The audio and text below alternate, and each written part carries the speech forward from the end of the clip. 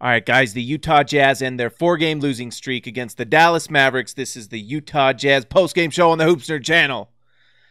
Finally, the Jazz found a way to win this game, and the Dallas Mavericks, who have a losing record this season, played actually really well. The Dallas Mavericks have a star in the making.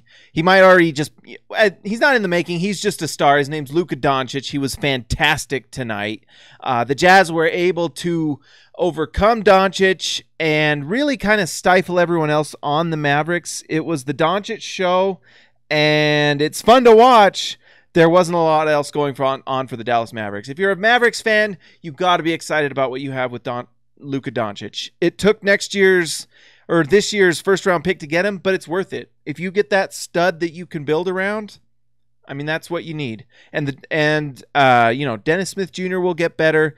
The Mavericks are a fun team to watch, but they're 3-8 this year. There's not a lot to say other than that Doncic is fantastic. He is a scorer. He is strong. He gets assists. He's fantastic. Mavericks should just be excited about that. They'll be better too. DeAndre Jordan's a nice player.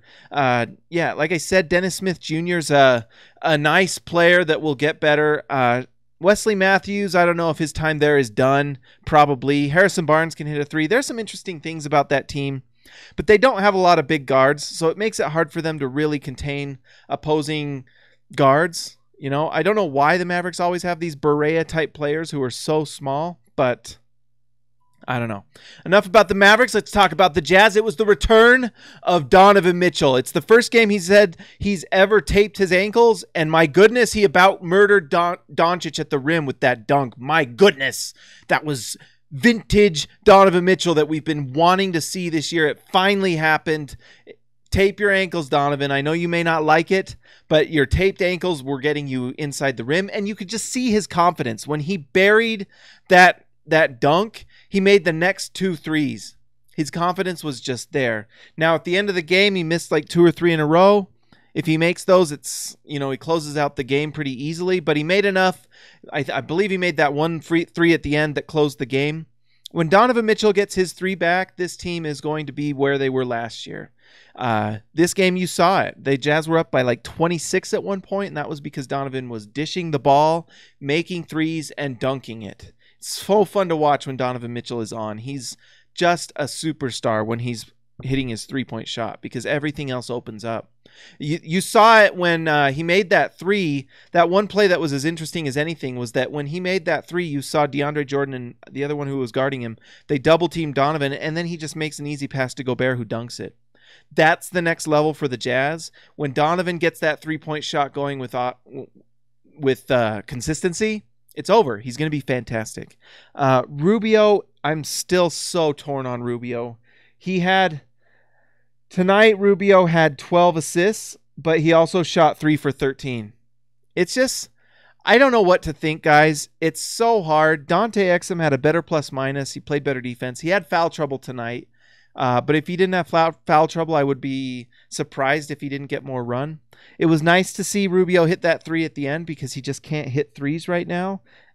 So hopefully tonight Ricky Rubio figured some things out. But with Donovan Mitchell hitting shots, it almost doesn't matter because he's that transcendent and that good.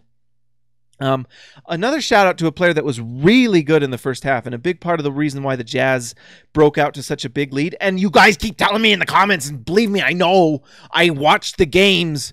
Alec Burks was really nice. Lay off my channel. Alec Burks is really good, and I like him, and he was hitting shots, and he's a big-time player off the bench. I don't know if he's not going to be a starter on this team, but he can be a really high-level 6-man, and he did it tonight. Don't forget that last season, that first 6-game win streak the Jazz went on that really kept them in the season before Rudy got hurt, Alec Burks played out of his mind. And tonight, Alec Burks continued his hot shooting from 3. Tonight, he was 4 for 5. On the season coming into this game, Alec Burks was shooting like 54% from 3. So it's fire emoji from Alec Burks. It's fantastic. He's playing really well. Lay off, guys. Joe Ingles played a little better tonight. Joe Ingles still doesn't quite look right to me. 2 for 9 from the field, actually. 2 for 8 from 3. I don't know what's up with Joe. What's up with Joe? I don't know. He looks a little older. He might be a little out of shape. I don't know what the deal is, but he doesn't look right yet. And we need Joe being automatic from 3, 45%. When he's doing that, the Jazz are very, very good. When he's shooting 25%, not as good. So that needs to improve. If I missed anything, let me know in the comments, guys, except Alec Burks. I talked about Alec Burks. Like and subscribe to the channel, guys. We have a lot of fun here. And if you make comments about Alec Burks, it's okay. I like Alec Burks. We'll talk about Alec Burks, but Donovan Mitchell is the truth. And I hiccup when I yell. Talk to you later.